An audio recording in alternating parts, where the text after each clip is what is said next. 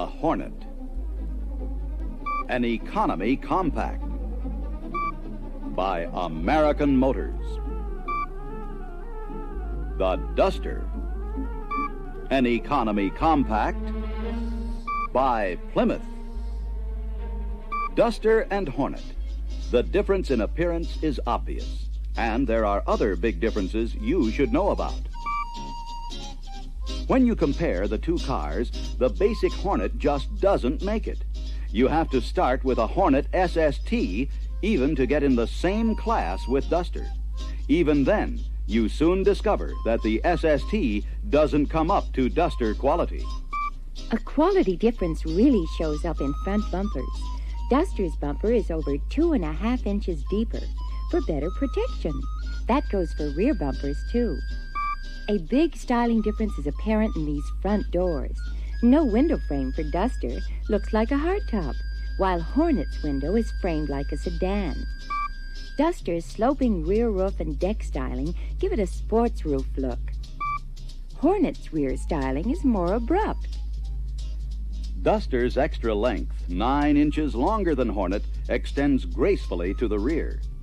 Duster's standard 695 by 14 tires are wider and look better than Hornet's 645 tires. They give extra traction, too. Extra quality really shows in Duster's rich wood-grain vinyl instrument cluster trim. It completely outclasses the metallic trim on the Hornet SST. What's more, this precision alternator gauge and a parking brake warning light are standard on Duster. You can't get an alternator gauge on Hornet SST, just a warning light. And the parking brake light is extra cost.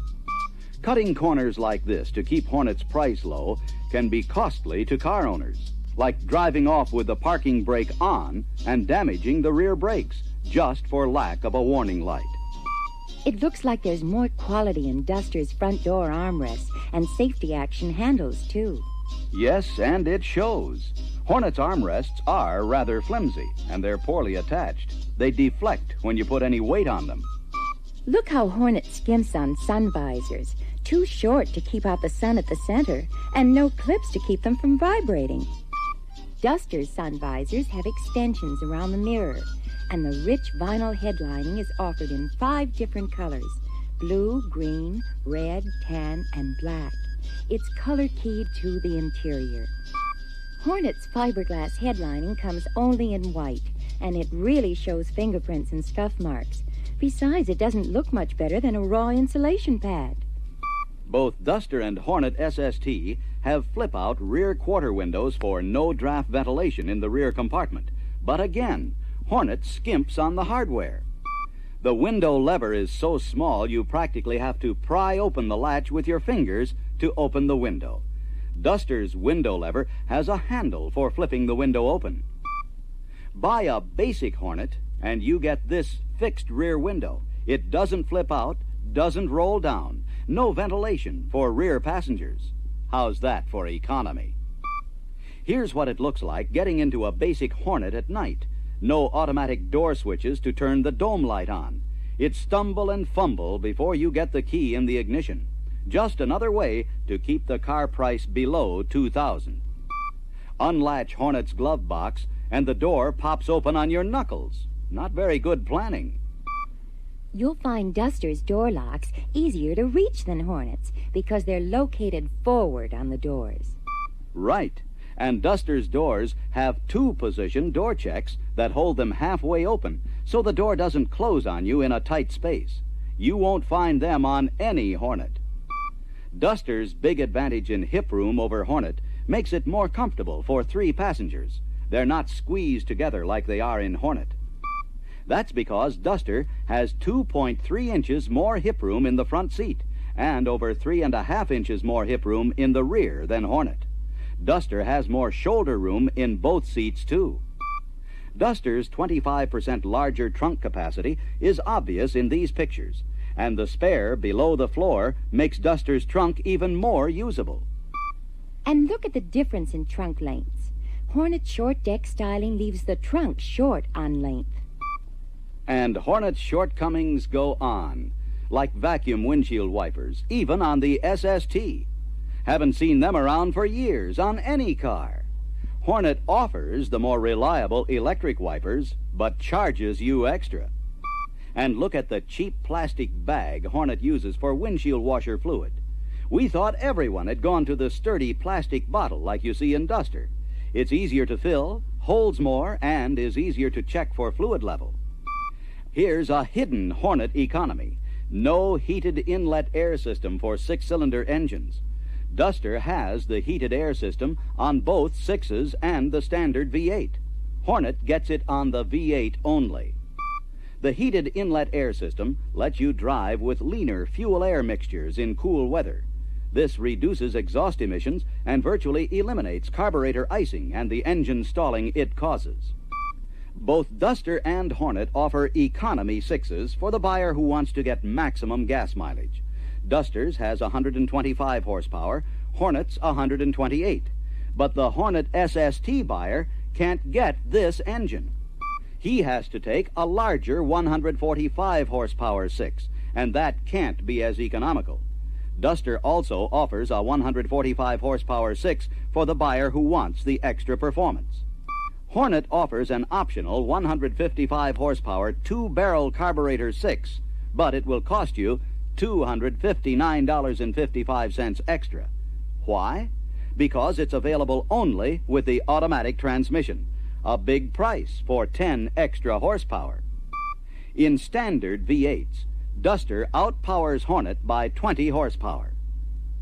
And what's more, the lowest priced Hornet V8 you can buy will cost you $177.95 more than the lowest priced Duster V8. Again, it's because you have to take the automatic transmission with any Hornet V8. And the manual transmission in that low-priced Duster V8 is synchronized in first gear as well as second and high, something you can't get on any Hornet. In pricing standard 6s, you'll notice that Hornet SST does have a $28 price advantage over Duster, but that's not much when you consider the big differences in cars. In this December 1969 issue, Road and Track magazine has this to say about Hornet. By any standards, even of the average American car, the Hornet's handling comes off poorly in comparison. We rated Hornet's brakes as poor, the only car we've tested in 1969 to get that overall rating. We keep saying that an inexpensive car doesn't have to be bad, and that what the manufacturer ought to do is start out with a good concept, engineer it with skill, style it with taste, and build it with care. And when you do that, you come up with a Duster. So you can see why the basic Hornet, a real plain Jane with austere features and marginal construction, a car that nobody could really be proud of, can be advertised for $19.94. But as the lady says, Is that all there is to a car? Duster says there's more, a lot more. Duster says the owner wants to be proud of a car, even if it doesn't have any options. Duster says that styling and quality are important, that comfort and convenience, ride and handling are all important to every buyer, even the price buyer. Now let's turn to the Ambassador, American Motors' biggest car. The Ambassador DPL is in the same price class with Fury 3. Fact is, in four-door sedans, the DPL V8, which comes with air conditioning standard, lists for $49 more than a Fury 3 V8 equipped with air. And if you take the Ambassador with the delete option on air, it costs $218 more than the standard Fury 3 V8. In size, the lower-priced Fury 3 is 2.4 inches wider and has a 2-inch wider track front and rear for better stability. Fury is also nearly 7 inches longer. Ambassador does have a 2-inch longer wheelbase. For inside roominess, the Automotive News Roominess Index makes it very plain. Fury is at the top of the standard size class. Ambassador is at the bottom. And the lower-priced and bigger Fury V8 has more horsepower, more effective brake lining, and a bigger capacity gasoline tank than Ambassador.